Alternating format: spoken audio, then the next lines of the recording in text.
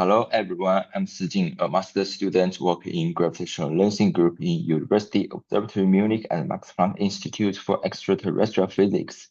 This is the project I'm working with North Gong and Jiaming Ho, probing parity violation with weak lensing trispectrum. Parity violation is very important in cosmology. It could probably provide potential signatures of new physics in large-scale structure.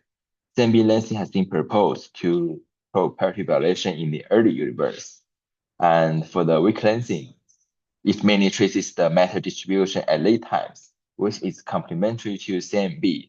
So that's why we want to use weak lensing as a probe to detect parity violation signals. As you all might be familiar with this, parity transformation is just the flip of the coordinates. Like we have x, y, z. After the parity transformation, we will get minus x, minus y, and minus z. For the 2-point correlation function, we could easily get the same thing by a simple rotation to get the parity transformation. And for the 3-point correlation function, for the triangle, we could get the parity transformation by a simple rotation of 180 degrees.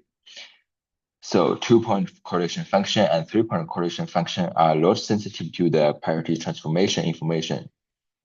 4-point correlation function, we have a tetrahedron.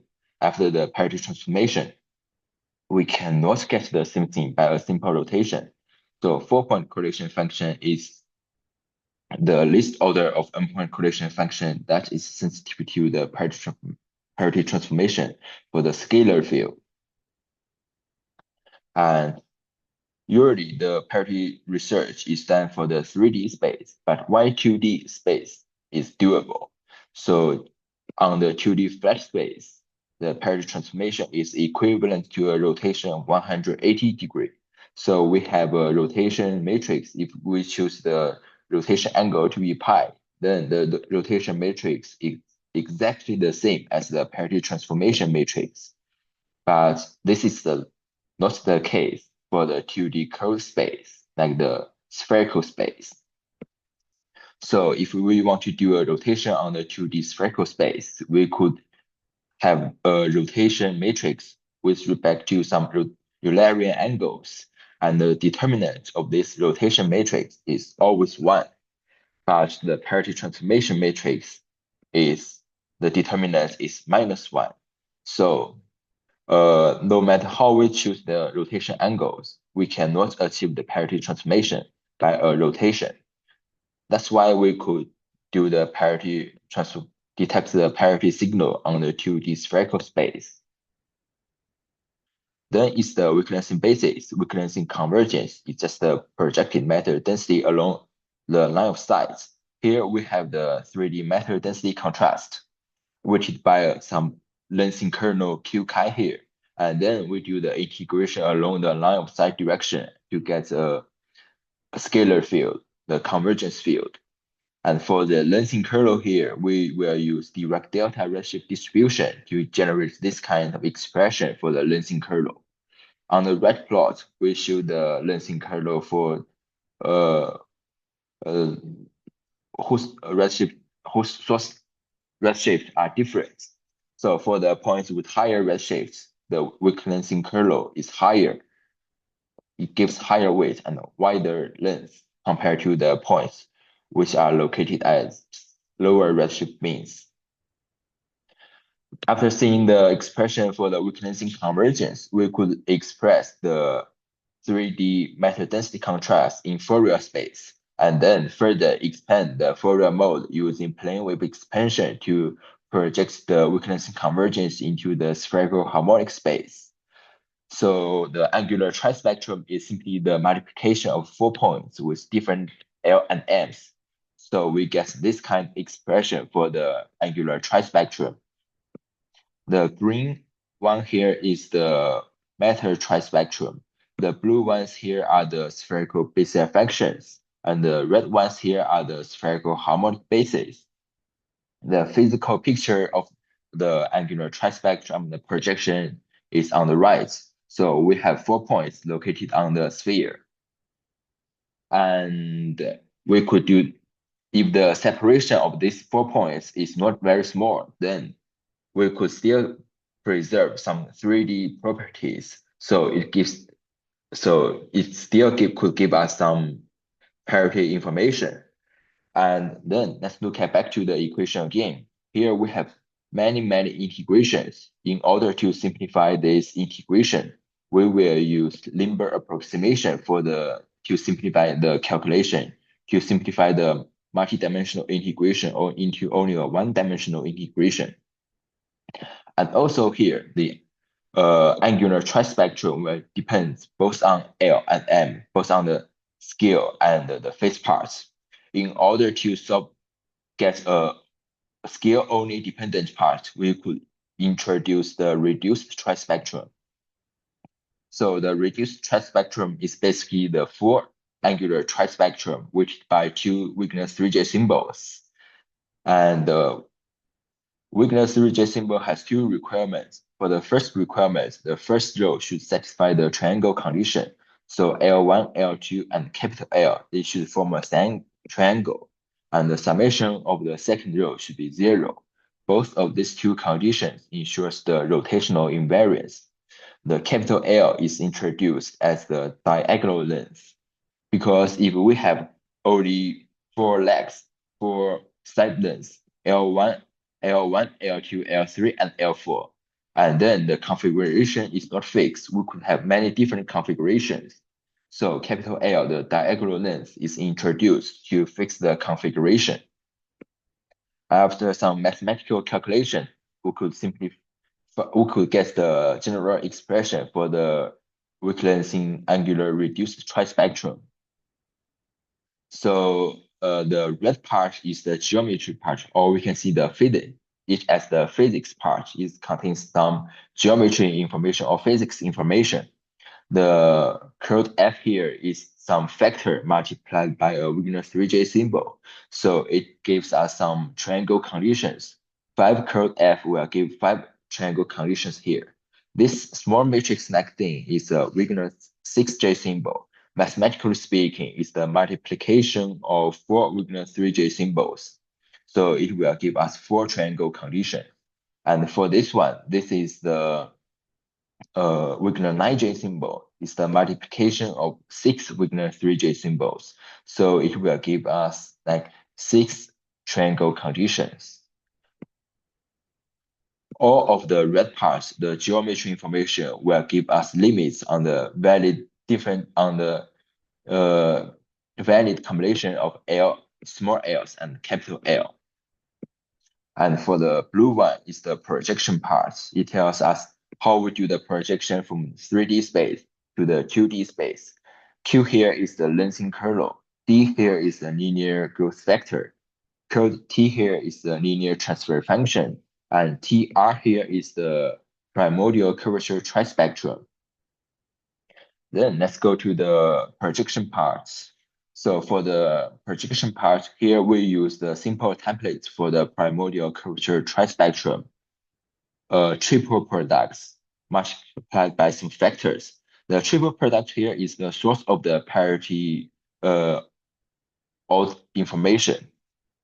Like, because after the parity transformation, each vector will get a minus sign here. So 3 vectors will give us a minus sign in total. And the G here controls the magnitude of the parity-odd parts. And all this term is the permutation part. So when we're doing the permutations, we will keep the indices position fixed and change only the positions of case here. All the permutation contributes to a minus sign, and even permutation contributes to a plus sign. When we're doing the calculation, we will set the parity even part to be 0 and keep only the parity odd part. So let's talk about limber approximation. So the main idea of limber approximation is that we will treat the projection as different layers, like different shares of the sphere. Like we will keep focus on the contribution for the points which are located on the same layer of the share. Like the 4 points should have the same distance to the observers. And then when we are doing the projection, we simply accumulate the contributions from different layer, like the contribution of the different distance for the contribution of the 4 points who has a different moving distance to the observers. So after accumulating different layers together, we could get the final values of the Limburg approximation projection part. Here we demonstrate the spectrum of the projection parts. For the blue curve here, all the 4 points are located in the redshift of 2.0. And for the orange curve, all the 4 points are located in different redshift bins. And for the green one, all the 4 points are again on the same redshift bins, but of 0.5. The magnitude of this part is mainly affected by the lensing kernel. And on the top left panel, we show the trispectrum with whose 4 different side lengths are similar, like L plus 1, L plus 2, and L plus 4. And then for the second panel, one leg is longer than others. And for the third one, 2 legs are longer than other 2. And for the rest one, all the side lengths basically have different lengths. So for all the trispectrum, they will all go down with increasing multiple L here. So this is the projection part. Then let's go to the geometry part. We will show the values of this expression. So for the bottom panel, we will fix the ordering of L1 to be smaller than L2, smaller than L3, and smaller than L4. For each set of value, for each set of combination of 4 L's, we will vary capital L, the diagonal length, from minimum to maximum to generate different configurations. In the mid panel, we could see the values of the geometry parts. The red dots are the positive one and blue dots are the negative one. And in the top panel, we show the full value of the reduced trispectrum, the geometric part multiplied by the projection parts. Then we calculate the signal-to-noise ratio of the weak-lensing trispectrum. Here, the signal-to-noise ratio is computed as a function of the multiple Lmax. And Lmax is defined as the maximum of different combinations of L1, L2, L3, L4, and capital L. So we will do a cut Lmax to see the signal-to-noise ratio value at this cut. As we can see the figure for the green one, it has the highest signal-to-noise ratio. All the 4 points are located in the same redshift bin of 0.5. And for the blue one, the 4 points are located again on the same redshift bins, but 2.0. And for the orange one, it gives the lowest signal-to-noise ratio. All the 4 points are located in 4 different tomographic bins. And then we demonstrate the sensitivity of the signal-to-noise ratio to these certain templates.